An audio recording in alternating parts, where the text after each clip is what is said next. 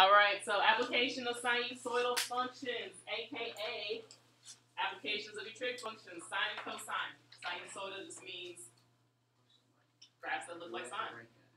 Of course, you always write your goal because it's important to know what is the purpose of today.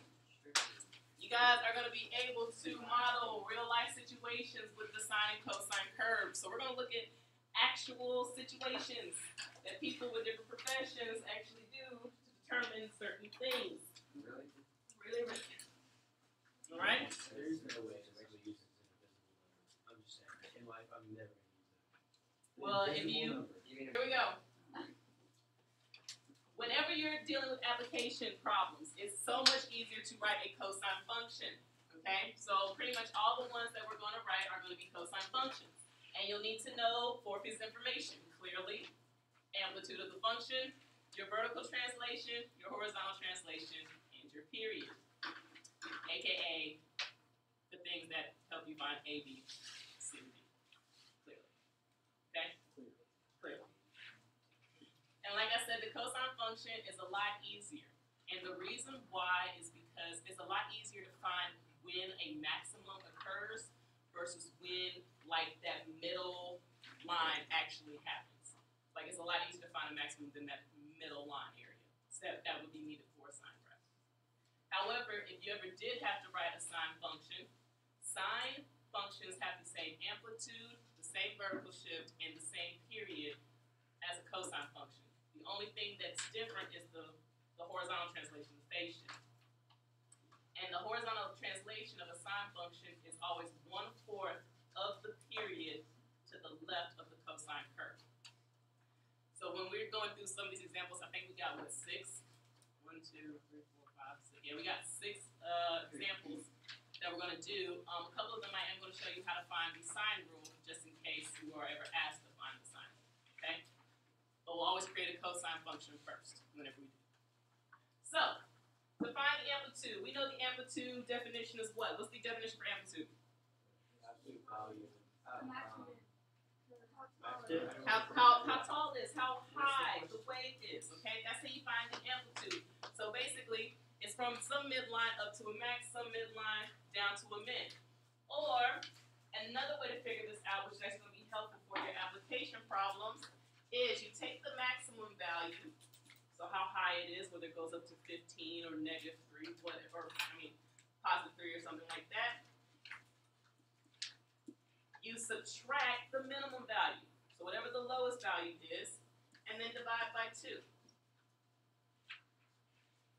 That is how you go about finding the amplitude of the function, the A of the function. Yes? What's the maximum there? We wouldn't have a curve. It'd be a line. It should be different. Okay, well then that, yeah, okay. If one's positive, they're the same number, one's positive, one's negative, that's fine. That's fine. Then the amplitude actually going to be whatever that number is. Yeah.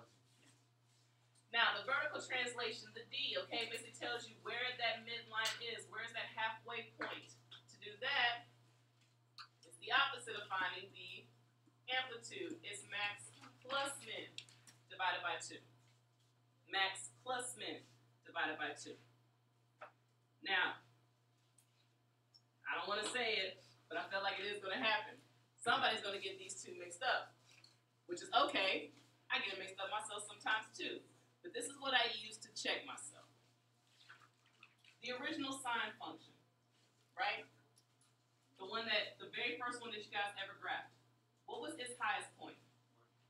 What was its lowest point? -1. You know the amplitude of the sine function is what? It's 1. So you should think, okay, well, if I know the amplitude is 1, is that max plus min divided by 2, or is that max minus min divided by 2? Max plus min divided by 2 is going to give me what number? 0. It's going to give you 0. That's not the amplitude, is it? So then you know right there, this is actually the formula to find the vertical translation. Because you know your amplitude needed to be 1, which is what you get if you do max minus min divided by 2. 2 negatives make a what? So then 2 over 2 is, so there you go. That's what I use if I ever like, wait, I know for sure what the amplitude of that one. All right. Your horizontal translation, again, when it's a cosine function, we're looking for the highest point. How long does it take us to reach the highest point? And what's the formula for period?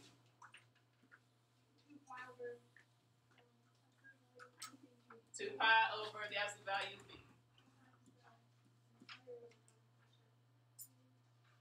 That formula is final period. Vertical. Horizontal, that's find the max. It's the time it takes for you to reach the max. The time it takes, I'm not writing that up, but the time it takes for you to reach the max. Yes, horizontal translation is the facial. So why come the y determined? Why come they use like coordinates so then the x is like It's in relationship to your unit circle. Your x-axis is always your order, your degrees, which are mostly used in radians, and then the y-values correspond with the actual coordinates themselves, like the actual point. Other questions? All right, so let's just get on into it. It says we're going to use this information to write a sinusoidal function that models the number of hours of daylight for New York City as a function of time x, where x equals 1 represents January 15th, x equals 2 represents February 15th, and so on and so forth. Then we're going to use that model to estimate the number of hours of daylight on September 30th. Okay? So, and just to get this out of the way, there are 365 days in a year. We do not count leap years. Okay? Anything that makes it out of the ordinary, like those one-time situations that happen, you don't consider those. There are 24 hours in a day. There's 60 seconds in a minute. Nothing extra. Bump daylight savings. Those things don't exist in these types of problems. Everyone clear? Got that out of the way. Cool. Okay. So let's figure out from this data what is our maximum hour of daylight and what's our minimum hour of daylight. When do they occur? When does the maximum hour of daylight occur? In June. Okay, so this right here we're going to use for our max. What's our smallest number of daylight? What's our minimum? December. We're going to use this for our min. These two things are always important to find. Okay? Now, we need to associate the months with a number. Because we know that x equals 1 represents January, x equals 2 represents February. So what is June going to represent and what's December going to represent? June is 6, that's the 6th month, and December is 12. So we're going to use basically these values for our x's, 6 and 12, and then these values, 15.07 and 9.27 as our y's. Okay? So let's go ahead and write our equation. To find a, we need to do max minus min divided by 2. A, does that relate with your x's or your y's? Your y's. So we're going to do 15.07 minus 9.27. I'm using the max and minimum y values to figure this out. And then we're going to divide by 2. If you're like, oh God, decimals, you can use your calculator. If you need to go get it, go ahead and get it. What is A? 2.9. No, I can write like fine. We're doing the same process to find our vertical shift, except this time we're doing 15.07 plus 9.27. That's how you find D, your vertical translation. Max plus min divided by 2, and you get what number? 12.17. Now, this number ends, guys. Use the full number, okay? Because especially since we have to use our equation to estimate the number of hours of daylight on September 30th, which is the second half of the question, we want to make sure we try to get as close to it as possible, okay? So now we have our A, we have our D. Let's figure out our period. So our period is going to help us find B. Now, the period is the length of time it takes for the graph to repeat itself, correct? Okay. Now, would you agree that sine and cosine continue on and on forever, following the same pattern? Yes or no? Yes, they do. Okay. So, no matter what, so let's take a look at cosine as we're writing. What's the period for cosine? 2 pi. Okay, so it takes 2 pi radians for the graph to repeat itself, right? We're basically going from max to max to figure that length out. We could also go from min to figure that length out as well. Because the minimum occurs here at pi and then repeating the same process at 3 pi. That's still 2 pi radians. Okay? So, what we have here in our data is we have where the max is located and we have where the min is located. We don't have a full from max to max, do we? But we have from max to min. So going from max to min is half of your period. So we can figure out that length. How can we figure out our full period? Multiply by 2. How far is it to go from June to December? 6. Half a year. So then we're just going to take 6 and multiply it by 2 to get 12. So our period is 12. So we're going to use that to find our B. We're going to set that equal to the formula for period, which is 2 pi over the absolute value of B. We'll just use B. This is going to be pi. Well, in this case, since we're dealing with months, it's going to be a number.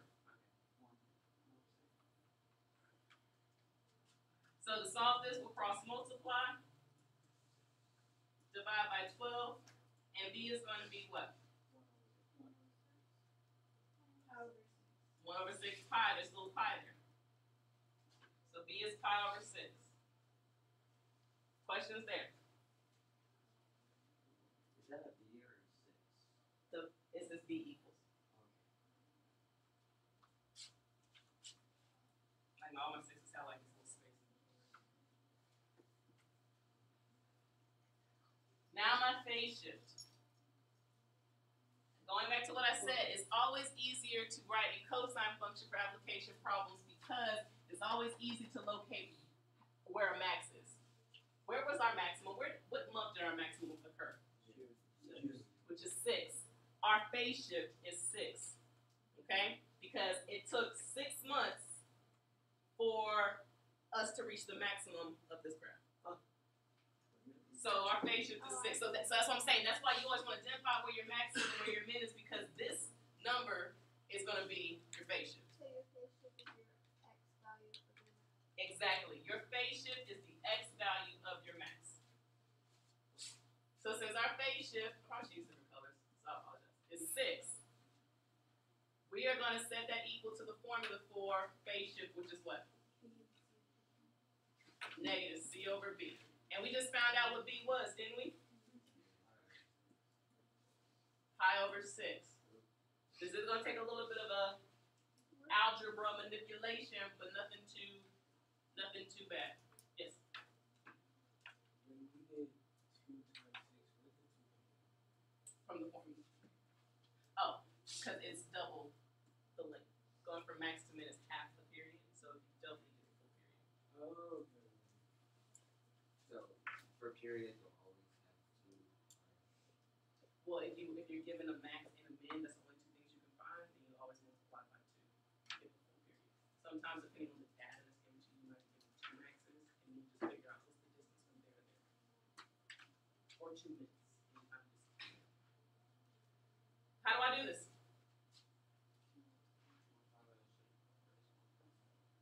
Well, we can keep, change, flip this. Keep, change, flip.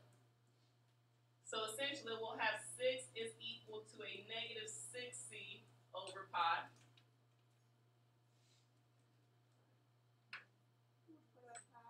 Multiply both sides by pi. This turns into a 6 pi equals negative 6c.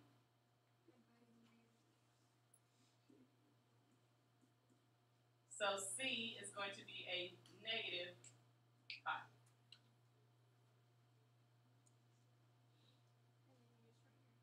And then you can write your equation. And you'll have all your pieces.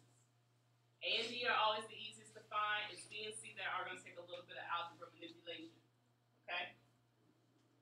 So our final equation is y equals 2.9 cosine pi over 6x minus pi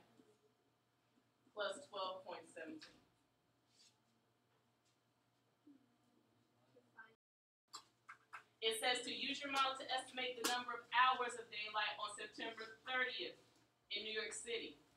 Hours of daylight. Does that represent X or Y? Y. So then September 30th represents your X. So to figure out your number of daylight hours, Y, you have to plug in what number for X?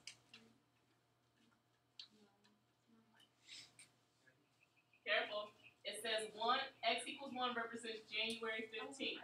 X equals 2 represents, 9.5. so December 30th is 9.5.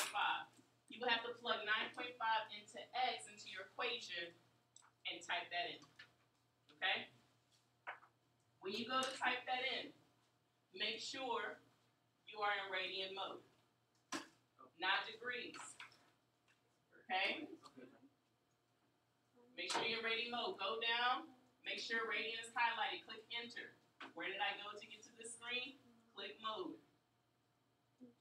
How do you get out of the screen? Second mode. Then you type it in. Plug in X for 9.5. Not even I type this all in together. Yes. So you should have ended up with 11.4. That's the number of hours of daylight.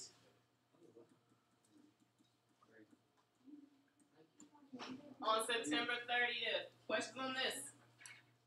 Yes. Why is it at almost 1.49? Just 3 seconds. Yeah, you 3 6 6. Other questions? Yes. So I answer with 11.4. Oh. All right, take a look at this one.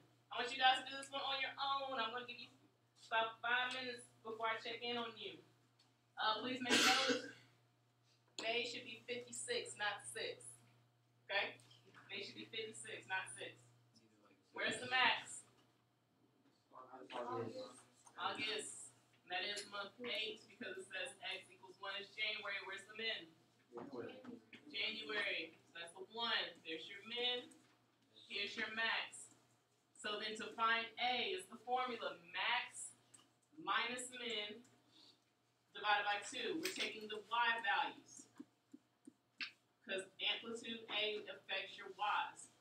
What you guys get for that value? 12.5? Yeah. To find your D, you do the opposite. You do max plus min divided by 2, and what do you get? 53.5? Questions on that? Your A and your D affect your Y's. B and C affect your X's. Okay, so now we have to look at our X's to find B and C. B associated with your period. What is the period of this function? Well, it's 7 to go from January to August to go from min to max. So if we double it, we get 14. Our period is 14. We have to set that equal to 2 pi over B to figure out exactly what B is in our equation. Multiply both sides, divide by 14, and B is pi over 7. And remember, our phase shift is the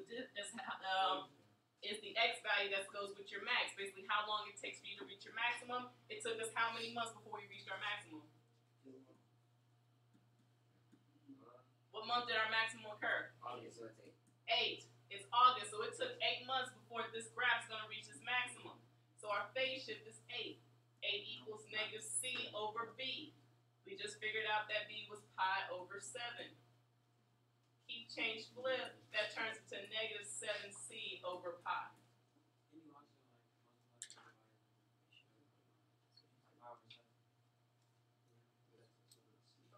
Yeah.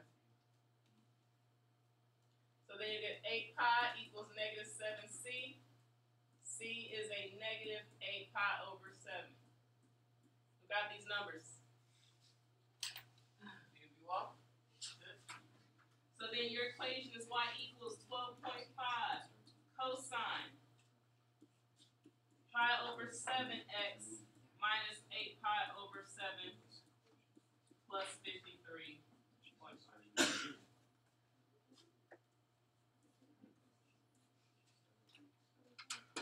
Questions there? Now it says, according to your model, what is the Seattle's average temperature in February? Yes. Why is it not positive 8? Because our phase shift was a positive 8, and the formula to find our phase shift is negative C over B. So that negative is still there when we divide by 7. Also think about it, when it's on the inside, it's always the opposite. So negative actually means we're moving to the right, towards positive 8. How do we figure out B?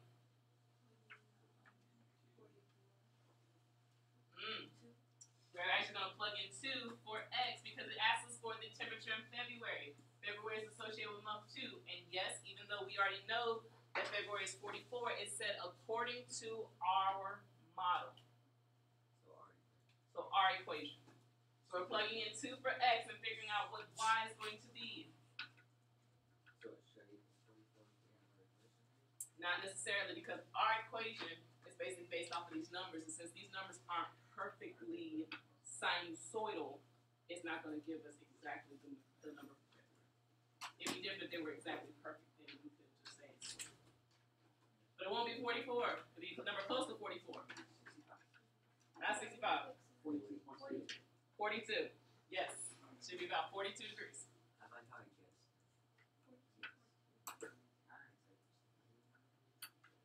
42.2. Question. Yes, this is words, but they're not as bad as you think. Okay? You have to think realistically here, application-wise. It says a buoy bobbing up and down in the water as waves pass it moves from its highest point to its lowest point and back to its highest point every 10 seconds. The distance between its highest point and its lowest point is 3. Okay? So think about it. If you've never seen a buoy before, it's a little thing that floats on top of the water and it bobs up and down as the waves continue to pass by it. So basically, it says that it's bobbing up and down, going from its highest point to its lowest point, to its highest point to its lowest point, continually. No, we're still going to do cosine. And it says it goes from its highest point to its lowest point, back to its highest point every 10 seconds. Now, if I go from my highest point to my lowest point, back to my highest point, that is my what? Your period. See how easy it was to find that? Okay. Now it says the distance between the highest point and the lowest point is 3 feet. Now if you think about it, to go from my highest point to my lowest point is 3 feet. So you kind of know that your midline that cuts this curve in half has to be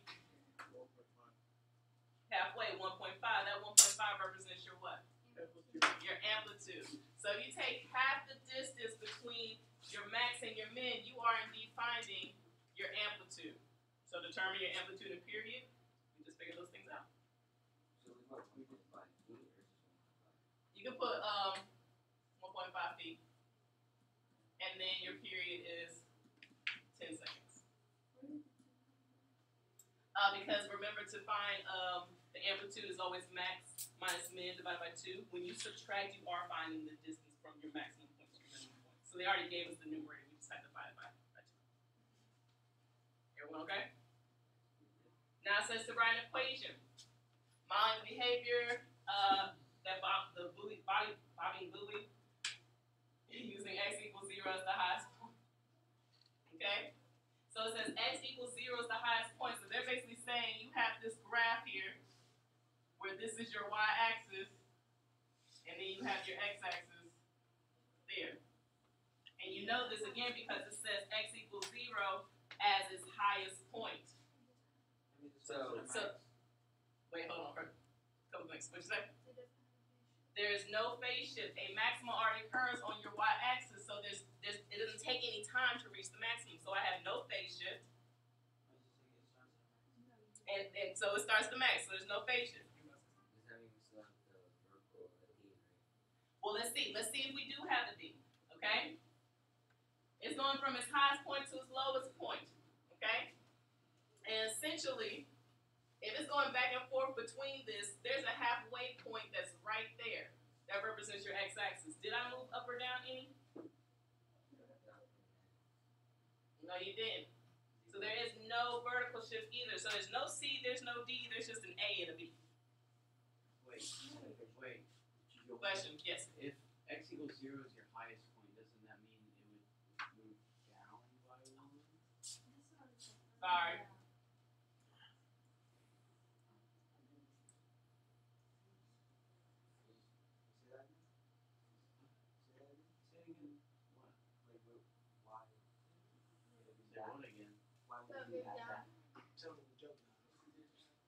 Oh, I get it. What? Oh, why is it? Oh, because like the coast starts at like 1, doesn't it? That's like its highest. Mm-hmm. So if its highest is 0, doesn't that mean it needs to move down? But that's talking about its x's, right? X equals 0.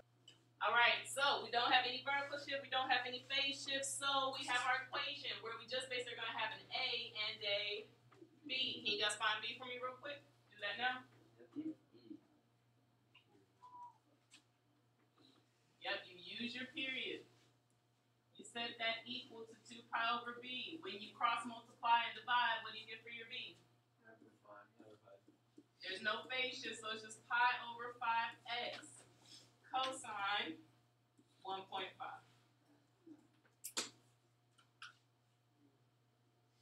There you go. And there was no D. Let's go back. Let's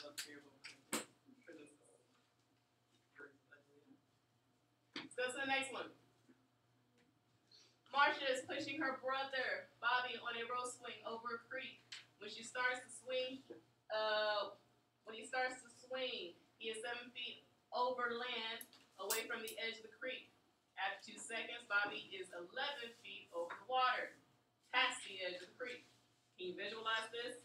He's swinging back and forth, okay? At one point in time, he's over land. The other point in time, he's over water. And back, and forth, and back, and forth, okay? Now, we're taking all of those scenarios out of the equation. Assume that the distance from the edge of the creek varies sinusoidally with time, aka, hey, we can write a sine cosine function for this, and that the distance y is positive when he's over the water and negative when he is over land. That's important. So when he's over the water, he's actually positive. So he's actually above the x-axis. But when he's over land, he's negative. Does that mean he's hitting ground? No, the x-y axis does not represent, like the ground when you But excuse me, teachers, pardon. All right, so we wanted to just kind of do a quick sketch, okay? If he is positive, that means he's over water, and if he's negative, that means he is over the land, okay? Mm-hmm. So let's go back a little bit. It says when he starts to swing, he is 7 feet over land, away from the edge of the creek. So if he's 7 feet over land, that means he's going to be in the land section at a -7. That's where he starts. And then he's going to swing. It says after 2 seconds, Bobby is 11 feet over water, past the edge of the creek. I think his sister wants. So after 2 seconds, he is how high? Or 11. And then he swings back, doesn't he? He went from overland 7 feet to 11 feet over the water. What do you think is going to happen when he swings back? He's going to be 7 feet back to the land. How long does it take him to get back from being over the water to land? So he's at 4 seconds by this point. Yes, very fast. Okay? So just based off of this, we have a lot of information. We know our maximum is what? 11. Our maximum is what? 11. Oh, I did. Look at the picture. Our minimum is what? -7. Our period is what? 4. And we actually also know our phase shift. take for him to reach the maximum? 2 seconds. You see that? See what I did there? I don't. Okay, that's why I give the maximum. Yes, that's right. The x value of the maximum. He was at his highest point when he was over the water at 11 feet, and that was 2 seconds after he had started. So you have all your information to create an equation. Okay? Work it out. Find the equation, A, B, C, D. All right, so you guys are going to finish up this problem for homework. You're going to finish up the roller coaster problem, and you're doing the Ferris wheel problem for homework. Make sure you work in pencil so that way when we go over it, if you may